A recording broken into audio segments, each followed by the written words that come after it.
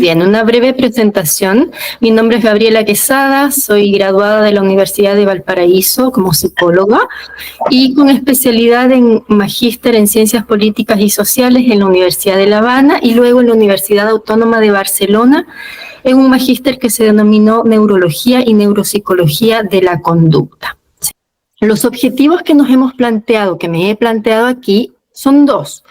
Responder a qué es el déficit atencional con o sin hiperactividad, por lo tanto vamos a revisar también la tipología y los principales síntomas asociados y por otro lado las estrategias o herramientas que podemos entrenar para enfrentar estos desafíos. Espero que ustedes como participantes también puedan responderse si es posible que tengan un patrón desatencional que merezca ser atendido, detectado y tratado, o que simplemente incrementen su curiosidad y su grado de conocimiento sobre este trastorno por propia iniciativa o porque les va a ser útil, porque tienen algún familiar, algún cercano, ¿verdad?, que lo presenta. Esto quiere decir que tiene una base o un sustento neurobiológico, es decir, hay una muestra objetiva en el cerebro de morfología, de funcionamiento, de activación de patrones cerebrales que lo diferencia de un cerebro no desatento o no hiperactivo, ¿verdad? Que no tiene este patrón. Se evidencia eso, pero esto no constituye un marcador único. Y eso es muy importante. No existe un marcador neurobiológico, ni en sangre, ni en neuroimagen de ningún tipo, ¿verdad? Ni en otras muestras de sustancias de nuestro cuerpo que nos permitan correlacionar directamente el dato bioquímico, por ejemplo, con la clínica o el trastorno como manifestación conductual, ¿verdad? Entonces el diagnóstico es esencialmente clínico. ¿Qué quiere decir esto? Que necesitamos hacer un estudio profundo que incluya la historia de vida de la persona junto con una lectura de las distintas herramientas diagnósticas que manejan los profesionales para establecer una hipótesis y confirmarla. ¿Cómo lo vamos a entender? Lo vamos a entender como una dificultad persistente y significativa. Y estas dos palabras son claves. Una conducta desatenta, tendiente a distraerme por cualquier cosita del ambiente, a estar con la cabecita ahí como volando. Dificultad para tomar decisiones, olvidos frecuentes que incluso les puede traer dificultades en sus relaciones con sus seres queridos, ¿verdad? Porque olvidan cosas, siempre la impuntualidad.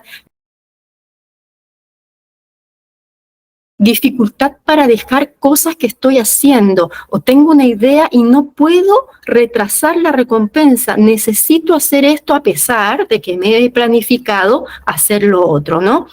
No llevar una organización, procrastinar, ¿no? Entonces, tenía una tarea, empiezo por la 1, hago la 2, hago la 3, y cuando estoy en la quinta me doy cuenta que tenía que hacer la 1, ¿no? Pero estoy en la quinta, ¿no? Estos pequeños indicios, ¿no es cierto?, que en conjunto ya trastocan el comportamiento, la forma de estar de uno en el mundo, nos ayudan a establecer ya un perfil o un patrón de disfunción.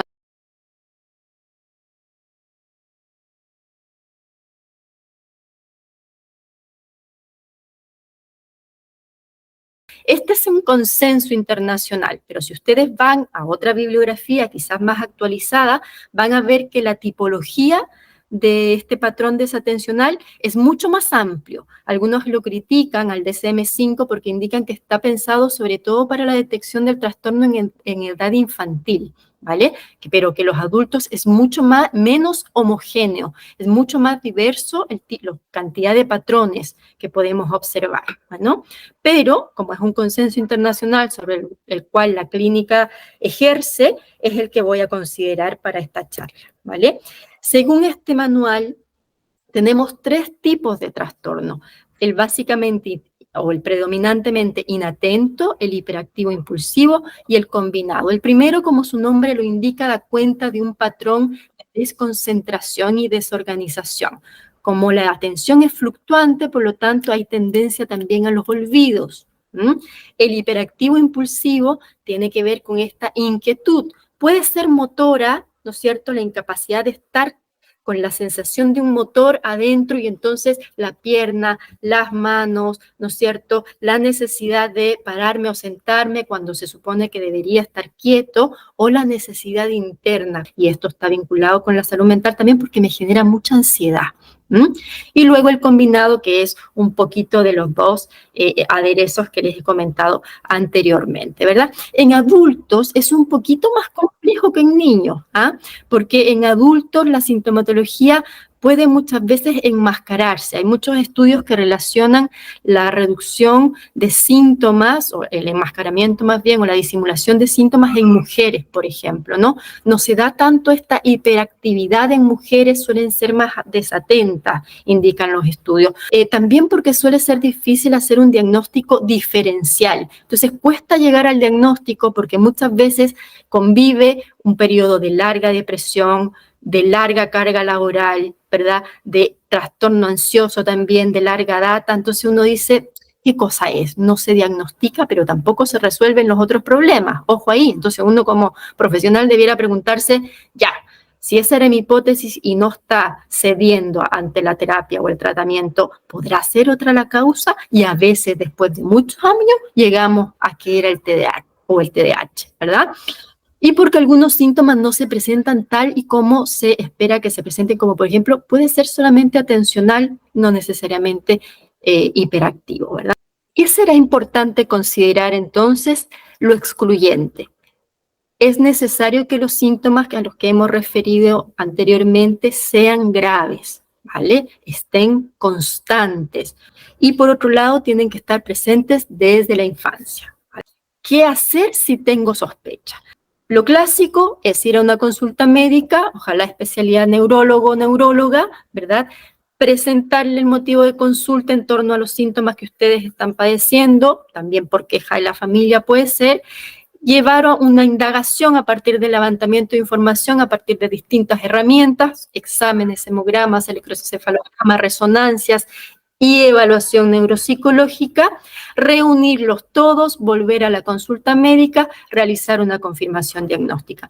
En el diagnóstico, ¿en qué nos vamos a fijar? Ya hemos dicho que es exclusivamente clínico. ¿Qué implica lo clínico? Primero, realizar una entrevista semiestructurada para poder identificar los criterios a partir de la revisión de la historia de vida, y esto incluye una entrevista con la persona, el paciente, y también con la familia. Entonces se remiten también cuestionarios y escalas y además una cita con la familia para poder hacer este levantamiento de información tan necesaria.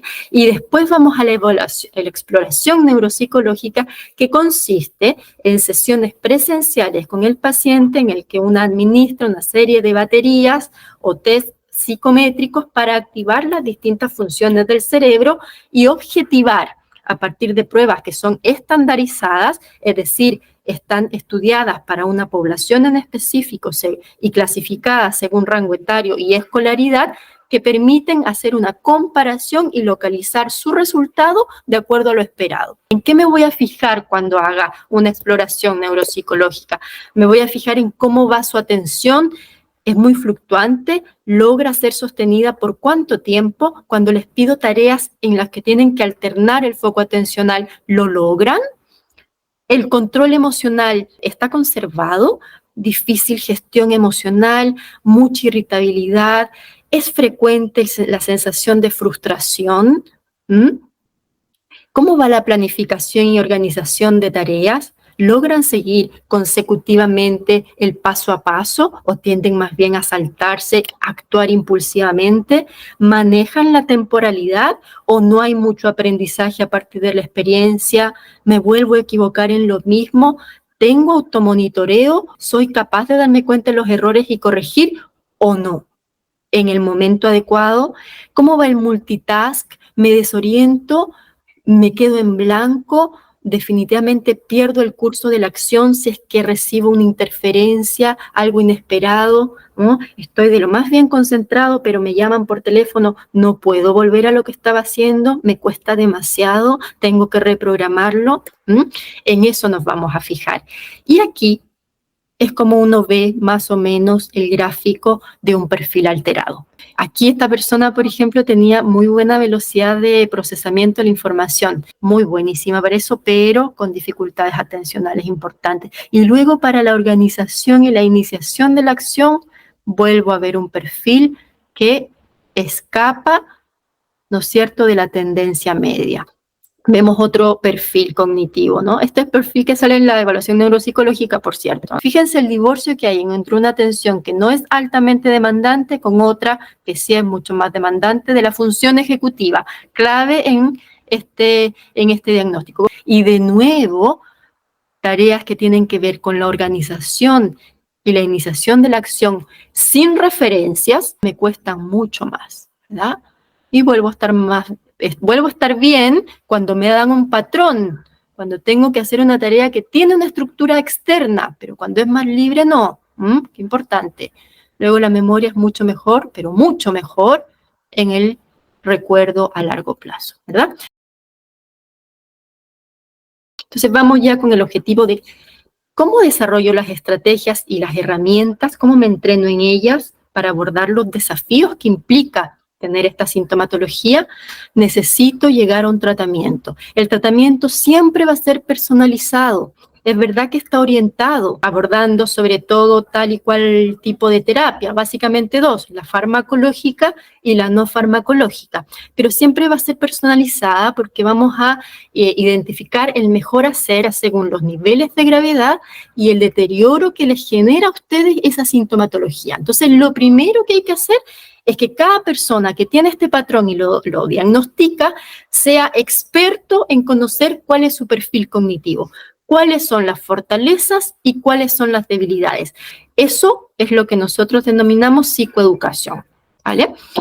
Entrenarnos en el manejo de la conducta.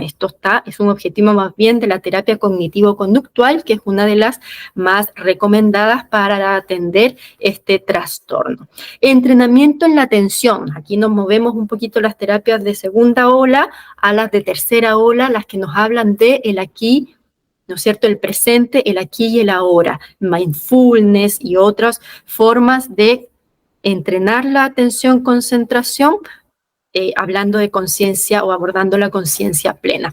Se trata también de instalar nuevos hábitos y rutinas, ¿verdad? Si no tenía la costumbre de usar apoyos externos, por ejemplo, descubrir cuáles me van muy bien. Hay personas que han incorporado los apoyos externos muy intuitivamente, sin siquiera saber que tenían este patrón, y se dan cuenta que se han ido adaptando a sí mismos, ya sea porque tuvieron una profesora que se los inculcó desde chiquititos, entonces los fueron encaminando poco a poco, ¿no? Pero ya con el cambio de ambiente, me descalabré la lógica y es necesario instalar nuevos hábitos y nuevas rutinas, porque una cosa es adecuarse con estos apoyos cuando uno es pequeño que cuando uno es más adulto y la vida es mucho más multitask, ¿verdad?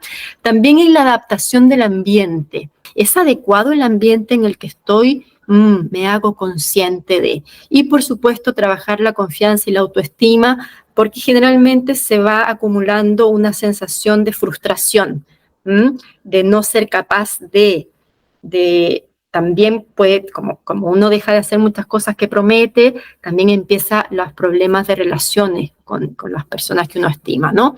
Entonces, estos son los principales ámbitos de trabajo cuando uno piensa en un tratamiento dentro de la línea no farmacológica. Se recomienda, según los datos, ¿verdad?, la documentación, que sean ambos, el farmacológico y la terapia también, para modificar las conductas y adaptar el ambiente, entre otros elementos. Y con esto, por mi parte, les doy muchísimas gracias. Dejo mis datos de contacto aquí y ahora sí damos pie a las consultas, a las dudas y a los comentarios.